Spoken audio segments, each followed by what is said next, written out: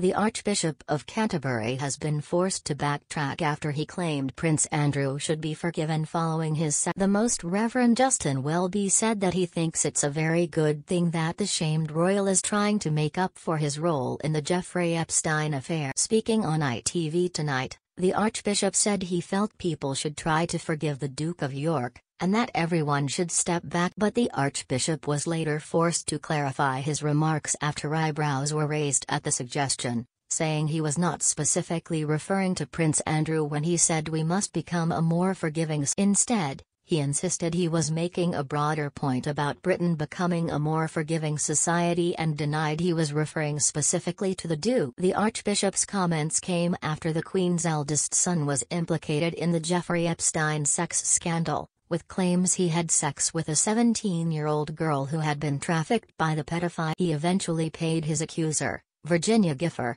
£12 million in a settlement that stopped it ending up in court. Archbishop Justin Welby, in an interview with ITV News presenter Tom Bradby, said, "Forgiveness really does matter. I think we have become a very, very unforgiving society. There is a difference between consequences and forgiveness. I think for all of us, one of the ways that we celebrate when we come together is in learning to be a more open and forgiving society. Now with Prince Andrew, I think we all have to step back a bit. Has seeking to make amends, and I think that's a very but you can't tell people how they're to respond about this. And the issues of the past in the area of abuse are so intensely personal and private for so many. It's not surprising. There's very deep feelings, indeed." Earlier, the Archbishop remarked that he did not do pastoral stuff in public, suggesting the Duke may have consulted him privately. The Archbishop also defended the Queen's decision to walk with her second son at Prince Philip's memorial service in March, saying she was fully entitled to do so. After the interview aired, the Archbishop was forced to clarify his comments.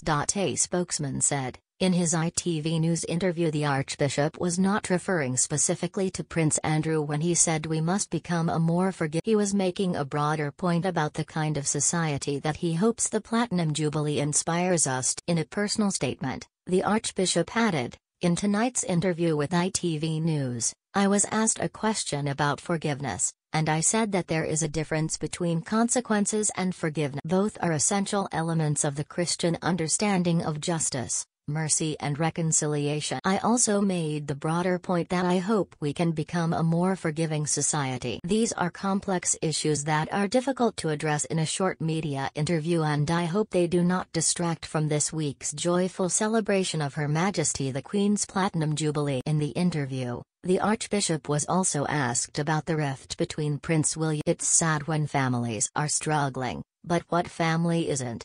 He said. Jesus says, anyone who's never sinned cast the first stone, and they all. I think if Terry's any family where the relationships are perfect, they're entitled to judge, but am not going to. The Archbishop himself, who had been due to preach at the service of Thanksgiving at St. Paul's Cathedral on Friday, has pulled out while he deals with COVID and pneumonia. He was also asked about the rift between brothers the Duke of Cambridge and the Duke of. Of course, it's sad when families are struggling. But what family isn't?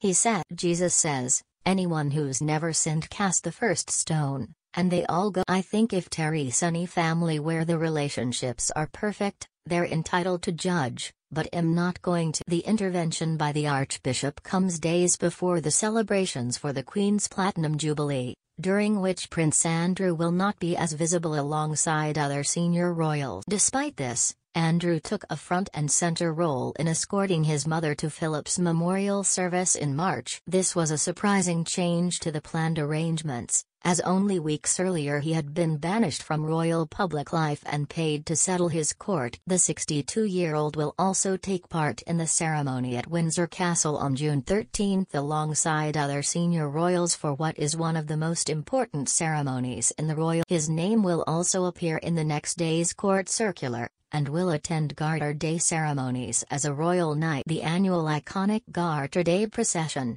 where the Queen and the knights process in grand velvet robes, glistening insignia and plumed hats, is one of the most traditional ceremonies in the Queen. The Queen is sovereign of the order and appoints Knights of the Garter without input from ministers, meaning that Prince Andrew's appointment was considered as private. There are now fears Andrew's attendance at Garter Day celebrations could overshadow the event, especially after he was said to have agreed to step back from public life following the conclusion. It comes after Prince Andrew signed a £12 million settlement ensuring claims by Virginia Gifford that he had sex with her when she was 17 years old would not go to trial. This settlement was not an admission of guilt.